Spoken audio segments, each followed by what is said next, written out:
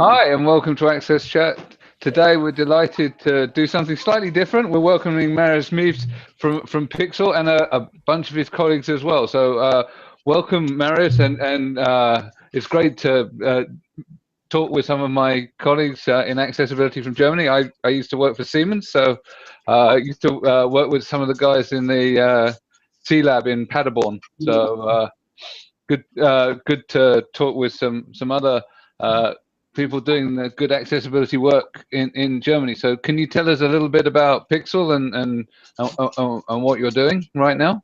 All right. Hi, thanks for having us, first of all. We're really delighted to be part of this chat. We are right now in Germany, in Dusseldorf, and what you see in the background, and we'll take you through the whole lab in a second, is the PIKSL lab. What we do here is a very open space laboratory in which people with learning disabilities and people without any disabilities work together to reduce digital barriers. And we do this throughout many projects that we will be talking about, I'm sure. Excellent, and we're going to do something slightly different this week, which is you're going to have us wander around your lab and show us a bit about the stuff you're doing. So, shall we start with that? Yeah, let's take the interactive tour. Let's do that. Actually, this is Bernard. Hi, he's Bernard. a worker working here at the lab. And he'll be doing the tour with you. We're going to start on the outside so you can actually see that we are right in the middle of the city, and I'll take you from the outside to the inside. Fantastic. Yes, and I'll try to explain you what PIKSL is and what PIKSL is doing a little bit while making this tour. So I take the cam. I hope it's good. So we start the tour outside. So you see, in Germany, it's nearly the sun is gone. It's autumn and it's late in the evening. So this is the PIKSL lab. And you see, on the one hand, there's a vegetable man. On the other hand, there's pizza, there's food, yeah. And we are on the street here in Dusseldorf. I hope you can see. It's a little dark, I think just working with this cam. Is it? But we can see you. Okay.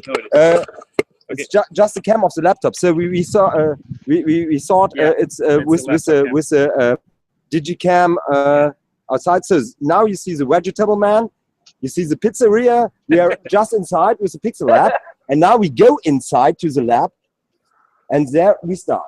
So if you see, this is the lab. This is not a place for disabled people. This is a place where everybody comes together, and it don't look like some spaces for disabled people. This looks hip. This looks very cool. The universal design. And we start with the communication corner in our PIKSL lab. Oh, we know each other. This is Christoph, one of our clients here in the PIKSL lab. And they are talking about they are the client speakers in our company, and they are talking about inclusion, self-determination. Self-determination in the firm, yeah. And here you have a look to our PCs, what the people are doing. It's very important for our lab to have different operating systems. So we start here with Windows.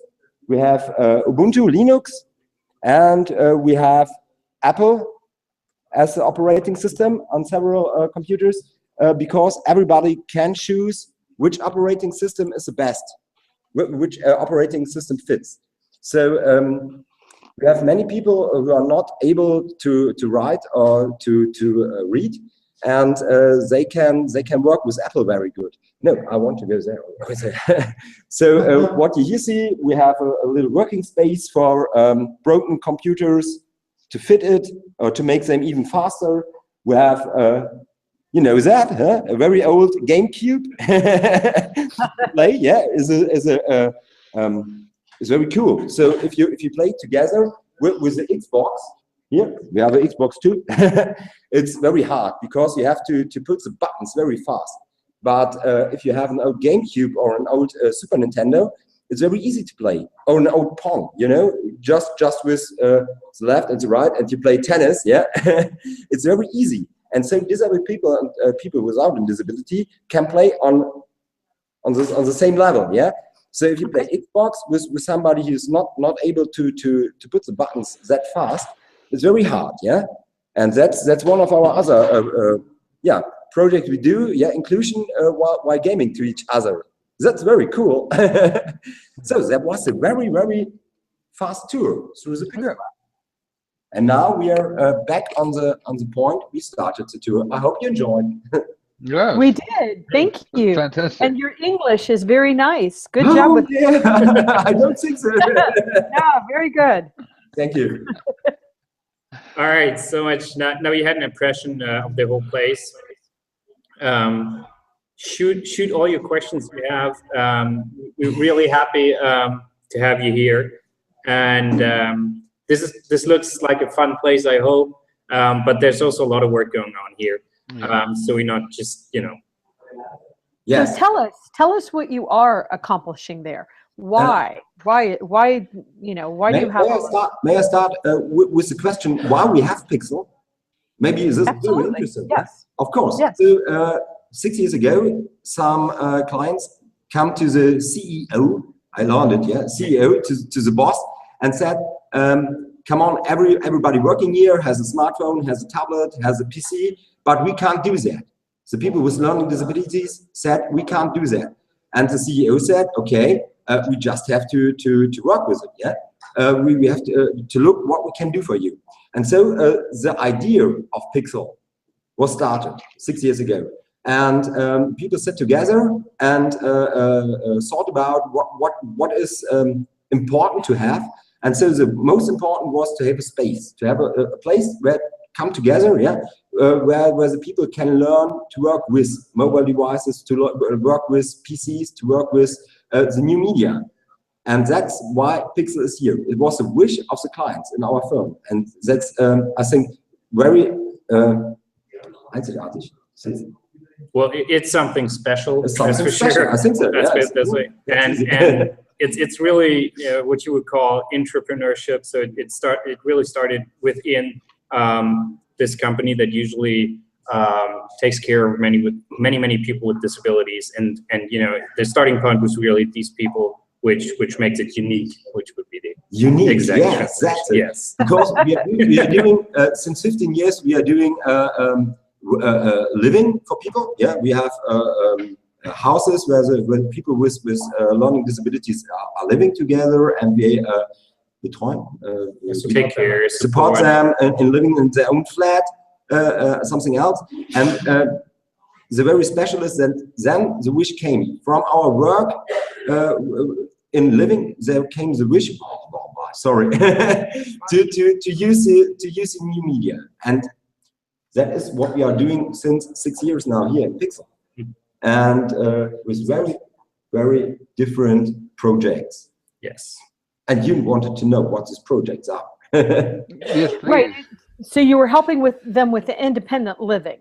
Yes. Yes. Yes. That is the main business case, or the main issues that the company was originally working on, or still is working in. And that's why we call it the project, the whole PIKSL organization. In a way, it's still called a project because it's a spin-off of entrepreneurship of Indegemeinde Leben, which is because the space looks like a co-working space, a small co-working space in the local neighborhoods. So I'm curious to know, how does that space integrate with the local community? We're talking about the guy from the pizzeria. You're talking about the fruit shop. How does the local community look at you guys, you know, and the impact that you have locally? Yes, they come together. They come inside, and sometimes they say, "I want to make a copy," and yes, come on, use it. Or they want to just print an email because their own computer is not fitting, or they come here only to have a coffee. You saw our coffee automat. Machine is a coffee machine. It's very good coffee, and so the people come here to join time. So you mentioned the design of the place. This is really important for us to have aesthetic design or universal design, and it's not looking like a institution for people with disabilities. This is really important for us to place or to make an inclusion product or service.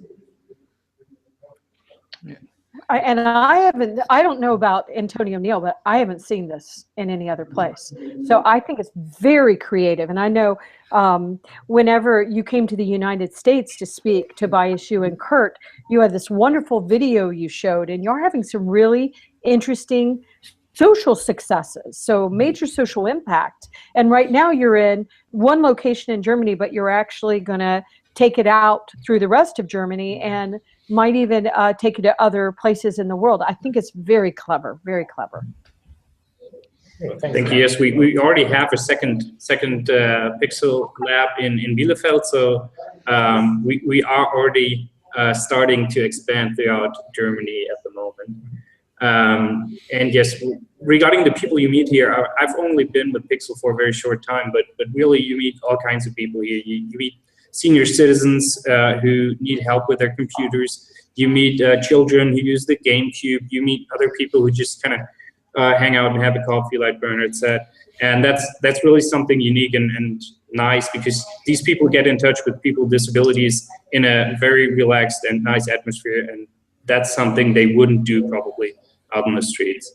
So, Marius, I know that when Tobias did the presentation in the United States at the Enabling event, something that I was fascinated by was he said that the individuals with intellectual disabilities are actually sometimes teaching people with and without disabilities, as well as older senior citizens that are not as familiar with computers and mobile technology. They're actually the trainers to the other people. Right. I thought that was so cool. And would you elaborate on that a little? Yes, exactly. So that actually is not just something that kind of comes up every once in a while. So there's really courses that are offered we call them beginners classes, and so it's not only for senior citizens, but it's used a lot by senior citizens. And it really starts at the very beginning, like explaining you how to turn on your computer and how to start a program and so forth. So, and that's something that's lacking in the market. Especially because the course usually is designed to have all the topics decided on by the people who come here. So they come here, they discuss with the people with learning disabilities what they want to do on the computer, what's the main issue, and then they decide on a program for the next 8 weeks, and they meet once a week, and they learn how to write an email and to use the computer for the very first time. And this is a really nice social impact on the one hand level for the people who actually come and pay for the course, but also for the clients who work here, who have the chance to show how good they are actually with a computer. And they are really experts on all the barriers and the difficulties you can have with a computer, which to many of us might not really be as easy to understand because we use the computer every day and are so used to it. But they have fought their way to use the computer for a long time, so they are experts on how to overcome these barriers, let's say, and they help the senior citizens, whoever joins the course. And so we do have a very large social impact there, but also, as I said, those courses are paid for, so there's also a little income through these courses. And you have the change of the point of view for the people with learning disabilities, because the whole life they were seen as a product of the disabilities, and now they are seen as teacher, somebody with capabilities, and that's very, very cool. Yes, I agree. It's powerful, powerful. Yeah, I really. love the model. I love the model. No, Go ahead, Neil and Antonio. I'm talking too much. I just am in love with this model. No, it's very interesting the way how you are able to integrate different dimensions. So, are you able to integrate with the local community? Are you able to use the abilities of your clients? You are reaching very interesting dimensions of social integration. That's what makes that project quite unique and brilliant. Yeah, I think so. Thank you. So I'm very interested in how you plan to scale this. You say you've already opened a second office. We do have some kind of similar efforts to community-based efforts to teach people digital skills, but not that extra element of getting the learning people with learning difficulties as the trainers. I think that's brilliant and beautiful. But sort of, are you sort of going to franchise this, or? I think we have to talk about one more issue, or one more great thing that we do here is actually work with companies who wish to simplify their services, for example, their online services. So we had a large energy company that wanted to simplify their payment services on their website because they've noticed that many people are struggling with their website and they were unable to make their payments. They got in debt because they were not correctly reporting on how much energy they used and so forth. So they wanted to simplify services. They came here, and in multiple workshops with the people learning disabilities, they were able to simplify their services a lot. And also this is another revenue stream for PIKSL that will be very important in the future, because if you want to scale, obviously you also have to take care of your costs.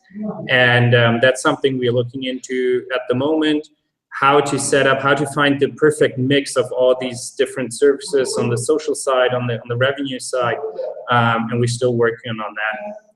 Also for the clients that work here, this is just another great experience to be actually out there on the marketplace and working with real businesses on their business case and helping them out. That's a real boost to their self-esteem as well, obviously. Okay, so just to understand a bit more about the business model, the people that are taking the courses pay a relatively reasonable fee because they're pensioners or right, not employed or whatever, and your assistants get paid.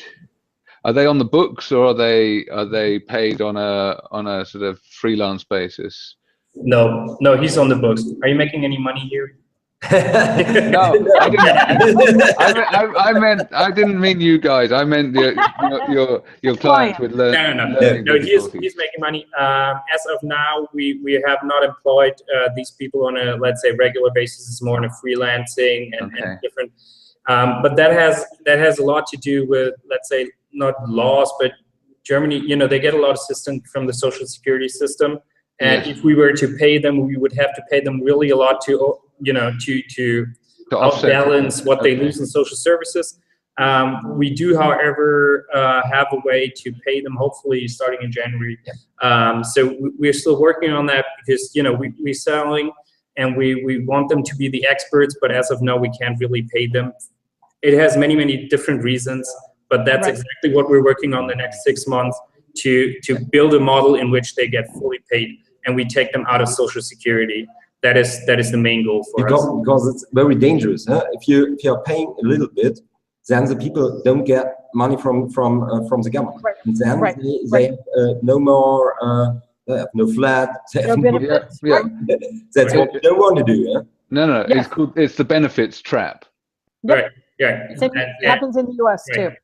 And so we have to make sure that we have a business case that we can, also have a future in a stable environment where we can guarantee that they have a job for a longer time than just a couple of months. So that's what we are actually working on right now, and that's also why we want to scale the whole idea so we can, reduce overhead and focus more on that group that deserves the money most. I like Deborah. I love this model, and I can think of a couple of applications immediately where we could do something. Obviously, the language barrier might be a bit much. I don't know how fluent some of your clients are in English. So, but I'd love to bring this model to the UK. I think it's great. And I just want to say that as. And a lot of people know this. I have a daughter with Down syndrome who's 29 years old, and often what we see is elderly people, and then also people with disabilities. They get they're not really part of society. They get very lonely. They don't have the same socialization opportunities. Society doesn't understand the value that you can bring to the table. And I think of my mom. My mom actually bought an iPhone 6 and she won't use it. And I've written out the directions and I've made pictures, and it's a mother-daughter thing. It's like she thinks I'm not being patient. But for my mother to be able to go to a place like PIKSL and socialize and see the intelligence, because just because you have intellectual disability doesn't mean you don't use your brain. You just might use your brain a little bit more different and creatively. So I love the model, and I love that you see, Neil, what could be done, and how this model, I just think it has major, powerful social impact across the world. So I just I think it's great, and the thing is, I work with a lot of people, and including where we're looking at banks and stuff like this, and you're talking about the transactions and how difficult it is, and so on, and we need to get people talking about how difficult it is. The people that hold the most money in most of these bank accounts are older people, right. And they're not millennials who are used to being able to deal with stuff. I spend way too much time trying to persuade my parents to bank online. They still send checks because it's easier to write out a check than it is to bank online. And actually, I don't blame them, because it is. You write the numbers on a piece of paper, you sign it, and the stuff happens in the background, and it's magic. Whereas otherwise, you have to sort of type in your password and your PIN numbers, and you have to authenticate within a certain time, the challenge and response. It's very onerous on people, and I think that the empathy that you're creating between the two different groups, the people with the learning difficulties and the older generation, is really great, because they both have the same kind of issues with the complexity of these tasks. So the fact that they're able to then teach them is great. And you're right, Deborah. You raised the point of fraud, and the fear of being ripped off, which I think is an issue that also affects people with learning difficulties particularly, and it's something that I know that the W3C have been looking at as part of the Cognitive Accessibility Task Force, is sort of online safety. So guys, what are you doing about online safety?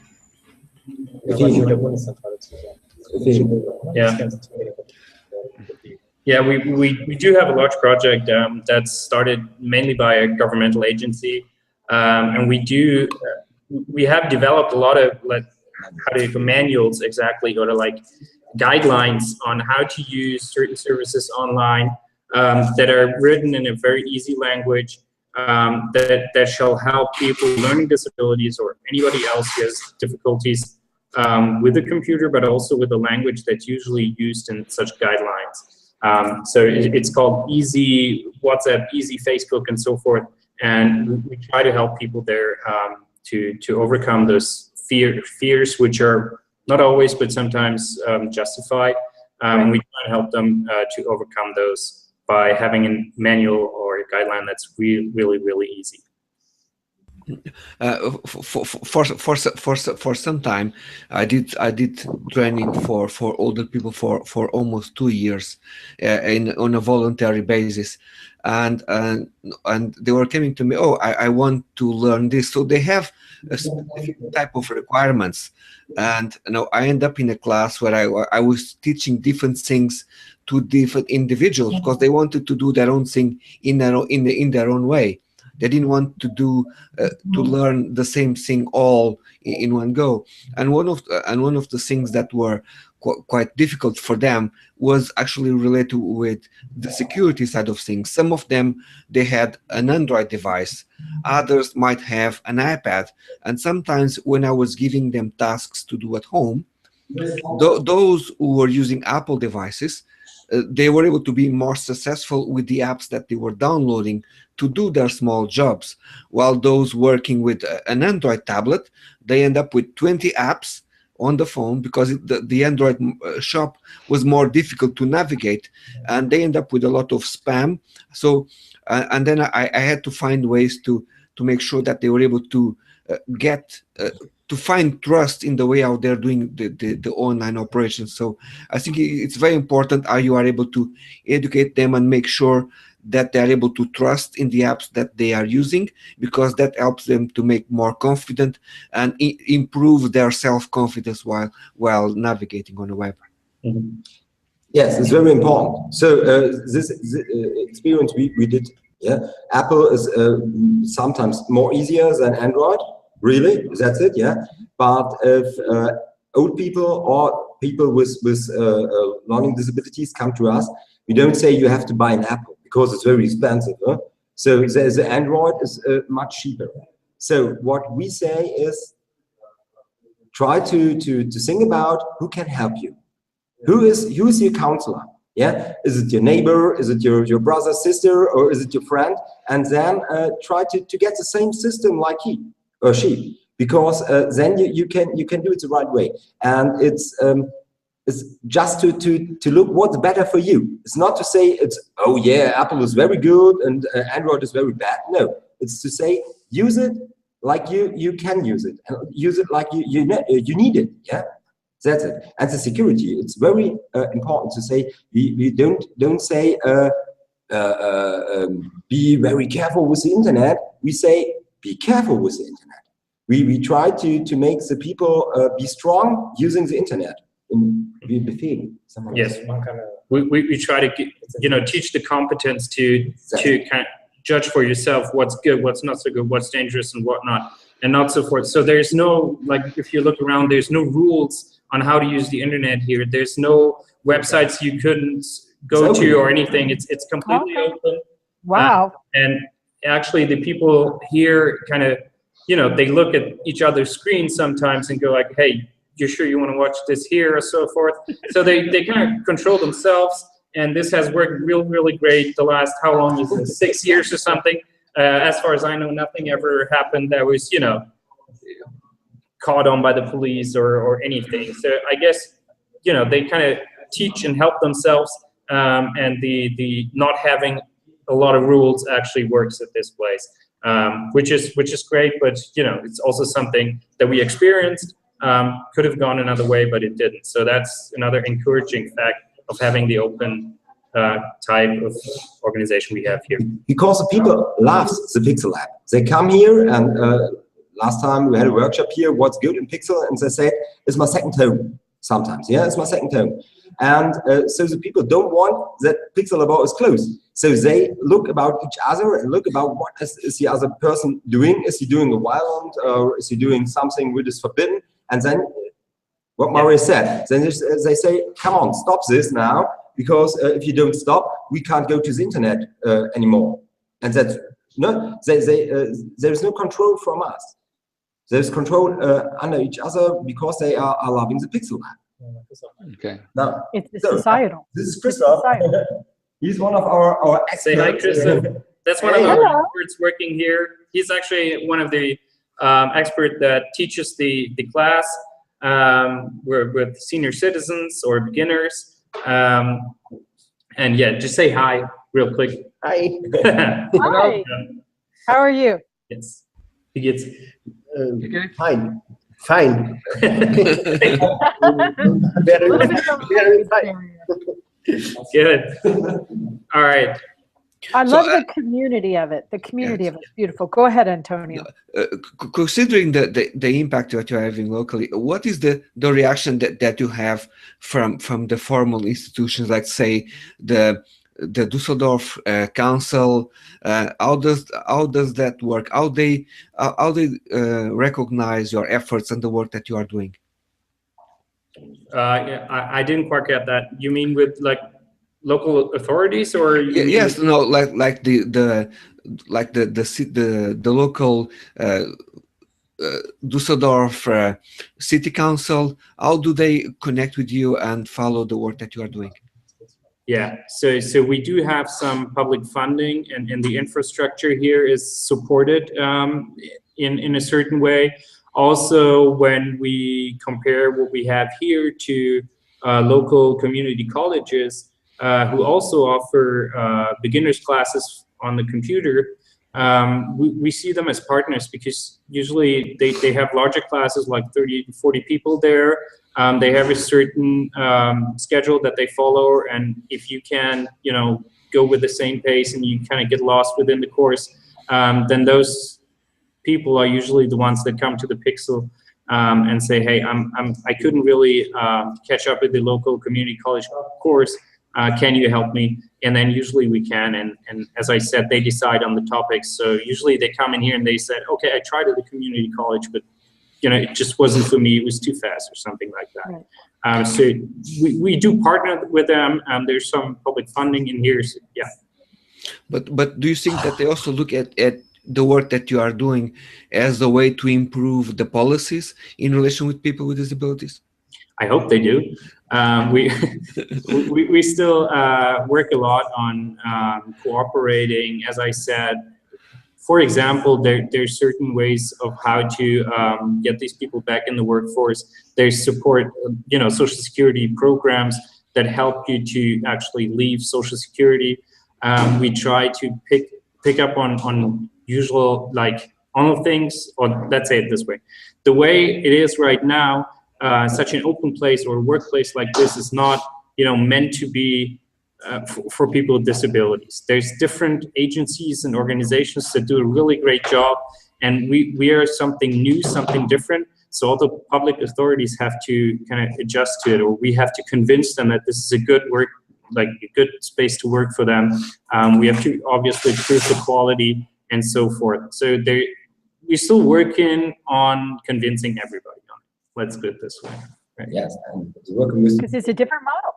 Yes. So and you know, with public authorities, it's not that easy. If you do things completely different in a less controlling environment, then that's something you will have to explain and have to prove yourself, and we're currently doing that.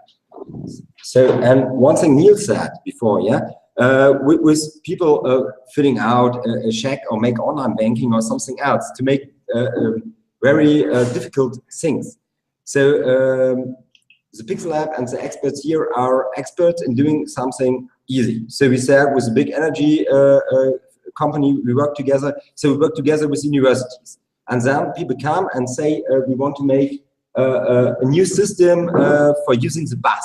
Maybe, yeah. If you want to use a bus in Germany, you may, at least you have to go to the university before, because you don't get a ticket, yeah.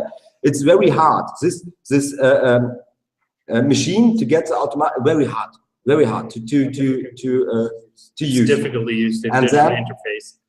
And then people from the university come together with our experts to make a new interface, an easy interface. And that's what we do here too, yeah. In many different cases, yeah. One is the ticket machine, and one is to make an easy audio guide system. You know, Lingusium. I think Tobias said in Washington, the Lingusium audio guide system for the museums, and very different projects where our people are the experts in doing something easy. Right, and easy works for everybody. Because exactly. I don't want you to make it. You make things so complicated that it impacts all of us. I'm multitasking. I'm confused. Maybe I speak a different language. Universal design, focus groups, the things you are doing, very clever, and good for society. And you're proving how much these people can add to society. That's why I love and.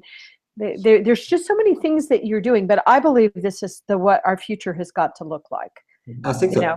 How do you train the people that your trainers? We've met some of your clients that are trainers.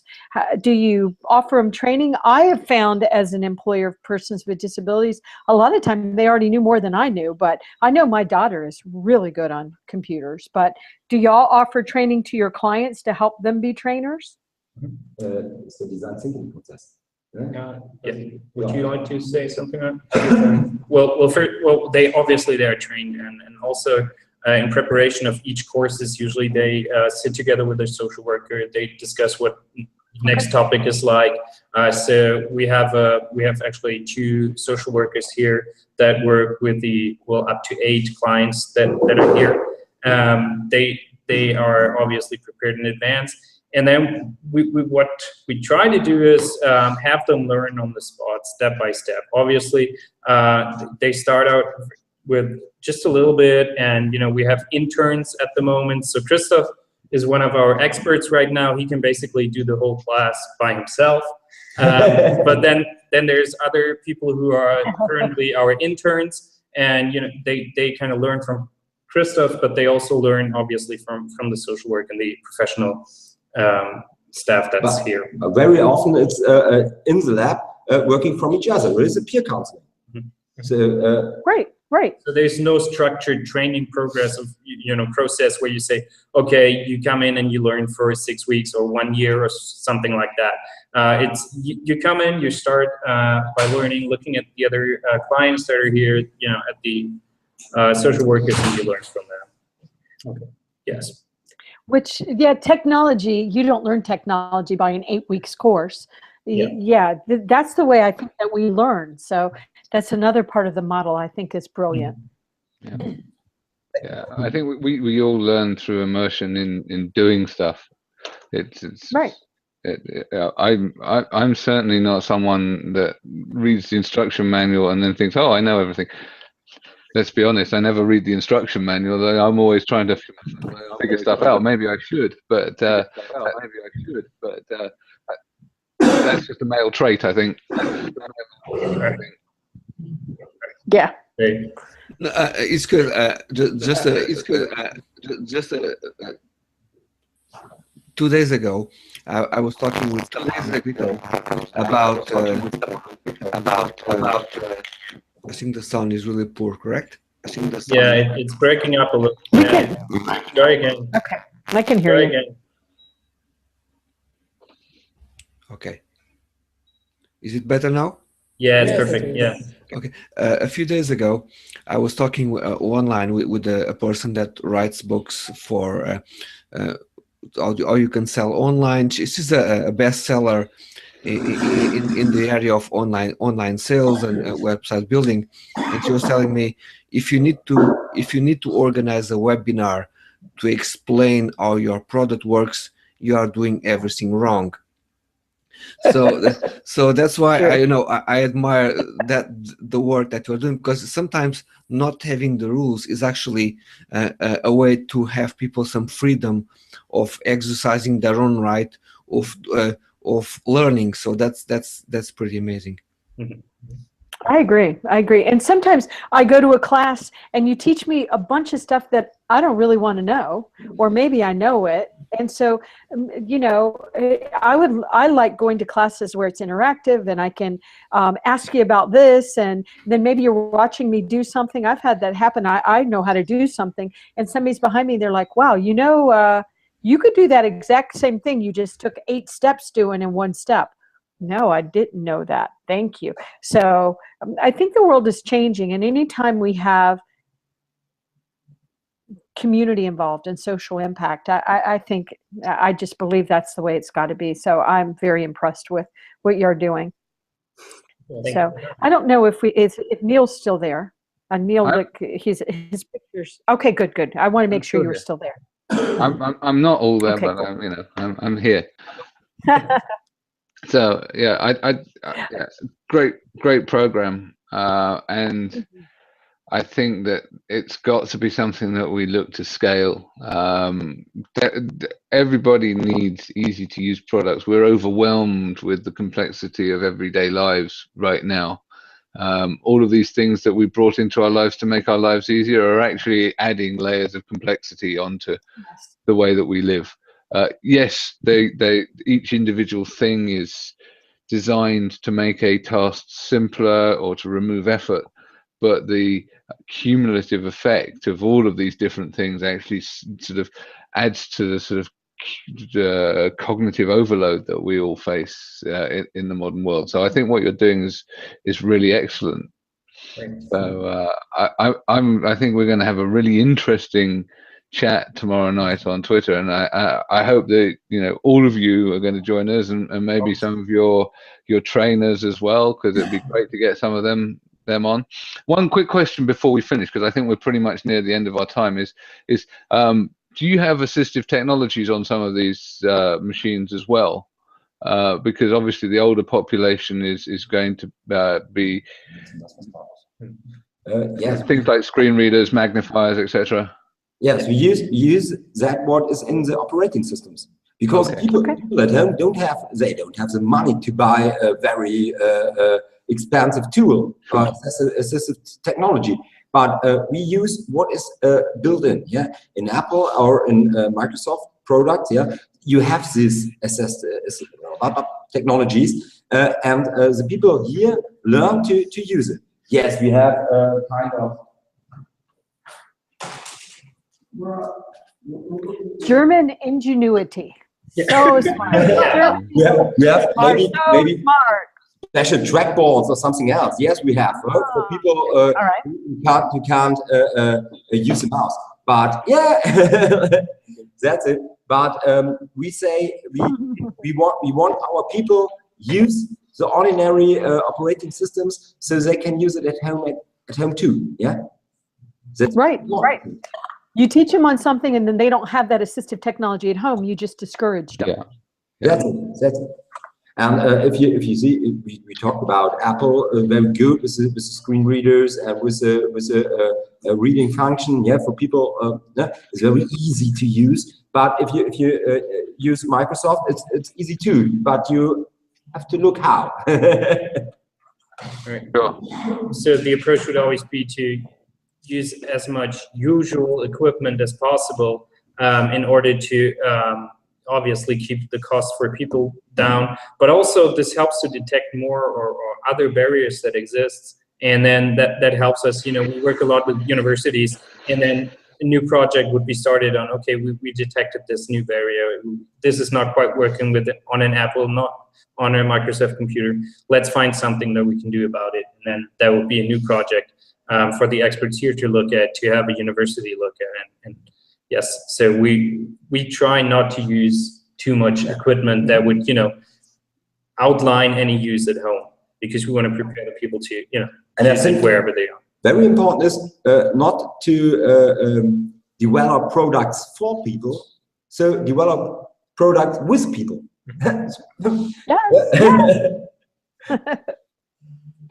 Yeah, no, that's perfect.